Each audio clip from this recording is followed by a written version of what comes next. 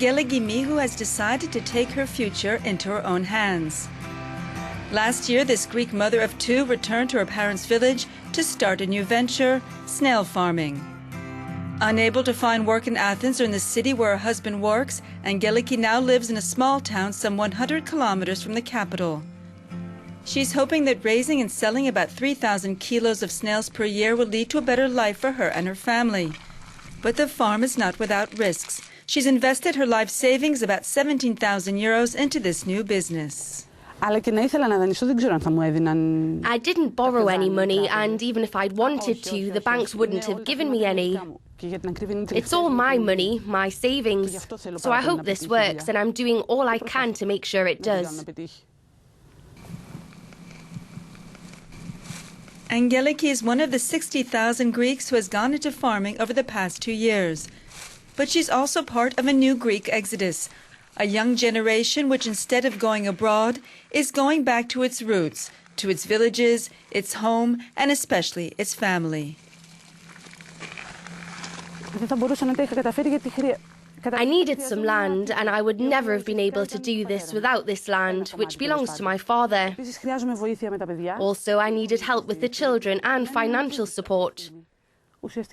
Right now, it's my father who's helping us, and I couldn't have done it without his help.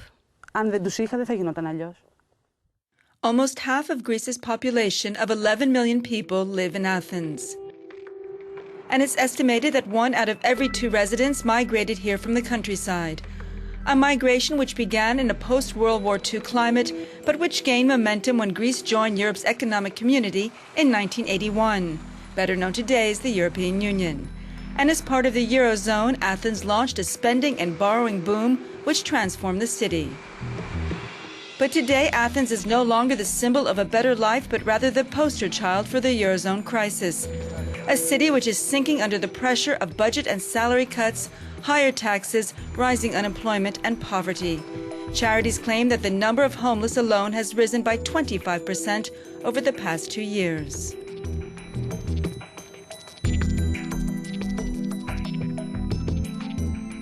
And also for the past 2 years, demonstrations like these have become all too familiar.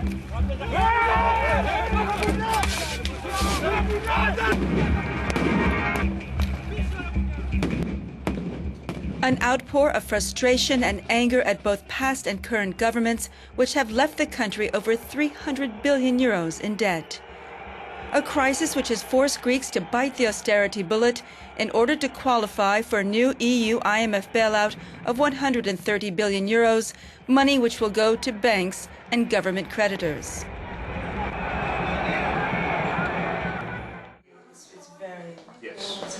Dimitris Sotiropoulos is an advisor to the current Prime Minister. He agrees the austerity plan is tough and hopes the government will crack down on corruption when it comes to tax evasion. But he says leaving the euro would be worse. It will only work, I think, if people are convinced that in the short run there's a burden we can share amongst ourselves, and I'm talking about different categories of the population. The alternative, which is to default, will bring about unheard situations of poverty and misery of the kind neighboring nations witnessed in the beginning of the 1990s when they were making the transition from socialism to the market. But for a growing number of Greeks, that poverty and misery are already here. Angeliki is a teacher in Athens. Both she and her husband have seen their salaries cut by 20% in the past year. Her wages alone have gone from 1,400 to 1,100 euros per month, and she says she's one of the lucky ones since they don't have a mortgage. She thinks a Greek default is almost inevitable.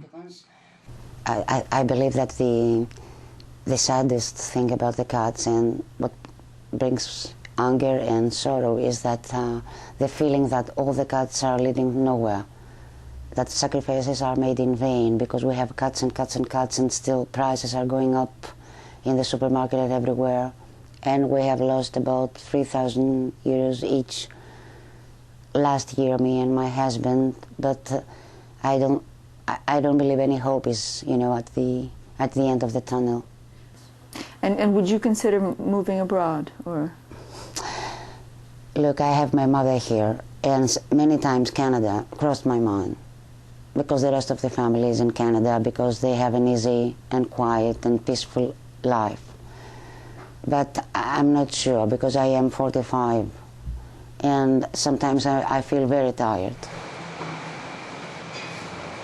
This is the town of Levidi, population 800 and about a 2-hour drive from Athens. A town which has seen many of its people leave to study and work in Athens or abroad.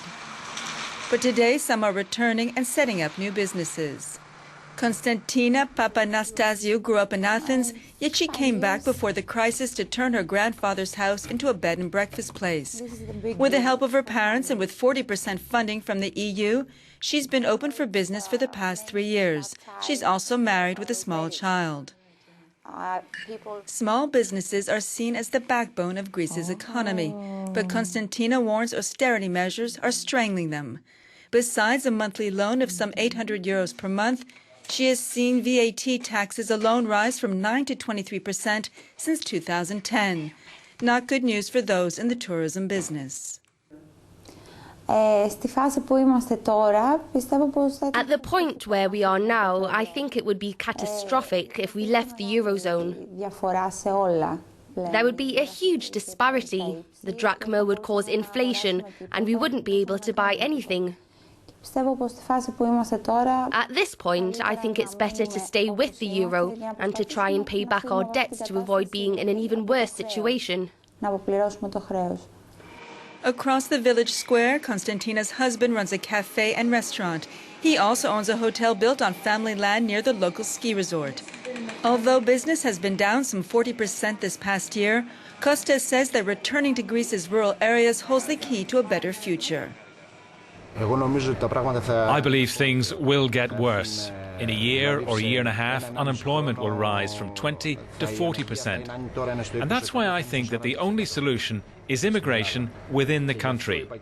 People who are in Athens or in other big cities where they can't find work should come back to their villages and start something, create something, do something not only to help themselves, but also to help their country.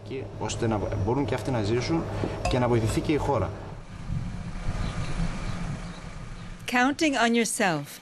It's a growing sentiment among many Greeks, especially the younger generation, which feels that those in charge of running the country have not only let them down, but left them with the bill.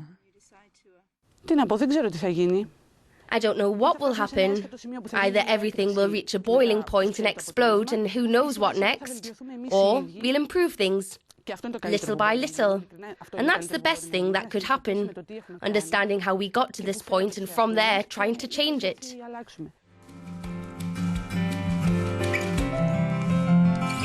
While politicians throughout the EU are pushing for austerity plans to end the euro crisis, Angeliki has found potential buyers for her snails. A sign, albeit a small one, that slowly Greeks are taking back their future.